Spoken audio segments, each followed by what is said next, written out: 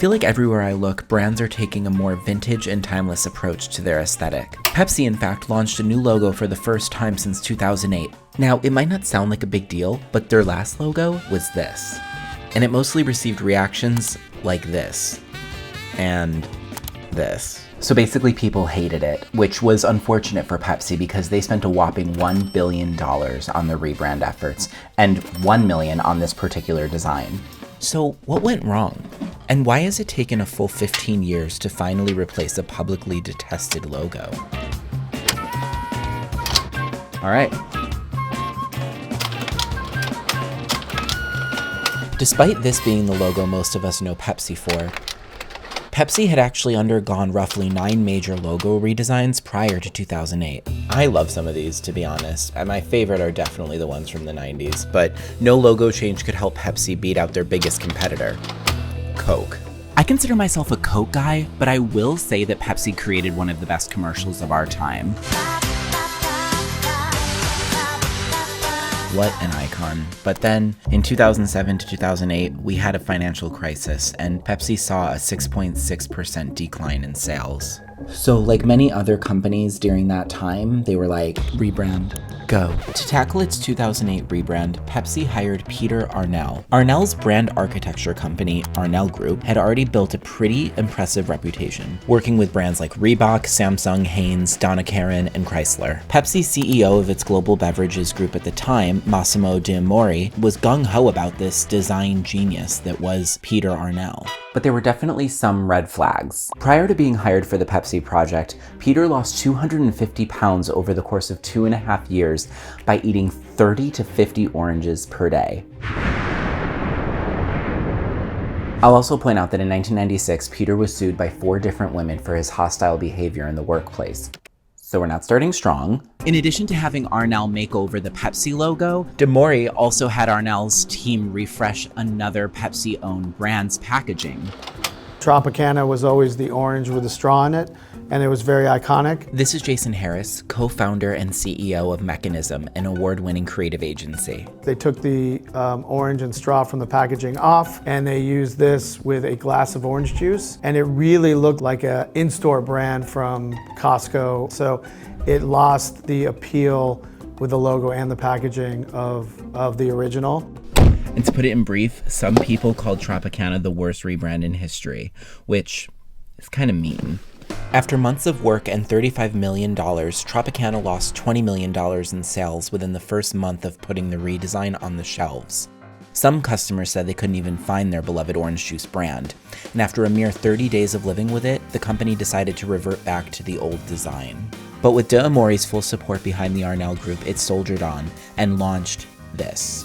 And much like Arnell's Tropicana redesign, the new Pepsi logo launch was met with disdain. But perhaps worsening the matter was the publication of a leaked, self-proclaimed, breathtaking strategy document behind the design. Yes, Arnell Group literally titled the document Breathtaking Design Strategy, and it's 27 pages long. So I got my coworker Alyssa Nastner, an art director here at Morning Brew, on a call to talk through the document. I'm just curious to get your thoughts on everything about it. I'm afraid for what you're about to show me. Don't be afraid. Okay, so to kick it off, we have this amazing graph that shows us that if convention and innovation go from left to right on a flat plane, that the future can be found up here. Sure. The matrix is so silly because it's not even like 2 axes. It's just like we're blasting off. We're off the graph now. Page 6 is one of the more amazing sections of this document. It's Breathtaking's universal design principles, and this incorporates more than 5,000 years of design philosophies, including the golden ratio. I can't imagine them presenting this to non-designers, let alone 2 designers. Why is any of this included? What does Mona Lisa have to do with the Pepsi logo? They also cite the Vitruvian Renaissance man because YOLO.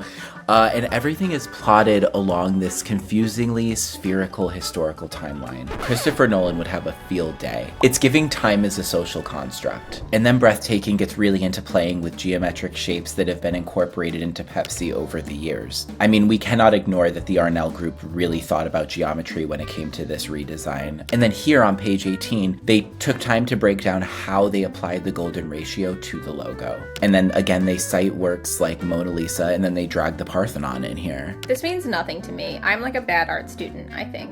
Yeah, I'm not smart enough for this. I'm not smart enough for this either. So it looks like it's more than the golden ratio. They're also bringing in Earth's geodynamo. Did I pronounce that right? Its magnetic fields, the cute potential for this little Pepsi guy's smile. I just can't believe these faces are in the same dock as the Mona Lisa. It's just like kind of... Oh my god, that one looks like Kermit. Oh yeah, this does look like Kermit. The gravitational pull of Pepsi in the shopping aisle. What? Okay, and then of course the Pepsi universe. Oh yes, there it is. But even with this design theory, Pepsi went ahead and in 2008 released the logo. And the logo was received, but it was definitely not received warmly. Some people said the logo looked like a guy with his stomach sticking out. Others felt like they were ripping off the Obama campaign logo. And overall, the public perception was negative. But the real question is, does it matter? Maybe? Pepsi's been very successful. It has not impacted their business at all. I do not hate this logo, although it was panned when it came out. I think they stuck with it, and it's been pretty successful overall. Now, 15 years after this logo's release and on Pepsi's 125th anniversary as a company, they finally decided to launch yet another new logo. This time, it was done in-house. I actually like it a lot. And I think Pepsi did their research with this logo. I read somewhere that when they had consumers draw the logo from memory, most consumers would put the Pepsi logo inside a circle. So I want to do a test of my own and see how my coworkers remember the Pepsi logo. I have no idea what we're doing right now, so that's why I'm excited and nervous. I'm messing all my friends at Morning Brew who went to art school to like do this quick stick fetch thing for me. So I'm asking I didn't you. go to art school. What did you do? I'm a poli-sci degree. Psych. Oh. 25 seconds starts now. Draw me the Pepsi logo from memory. I'm on it. I have 25 seconds. You have 18. Oh my gosh, all right. I'm feeling good. I'm like literally known to like not know how to draw things. There's like a circle here, some type of circle thing. 7, 6. You're stressing me out, Carmen. And oh, It looks like the yin and the yang. Pepsi. oh And then that's wow. Okay, I mean, compositionally, it's pretty elementary. that's really close. Okay, dope. That Pepsi is kind of snatched. She's like, oh, snatch. Like, So even if Pepsi's data suggests that most consumers would draw the Pepsi logo within the circle, I found that only one coworker did this. But according to Pepsi's chief design officer, Mario Porcini, the company couldn't ignore that kind of insight. So Pepsi's logo has gone back to the name being in all caps within the circle.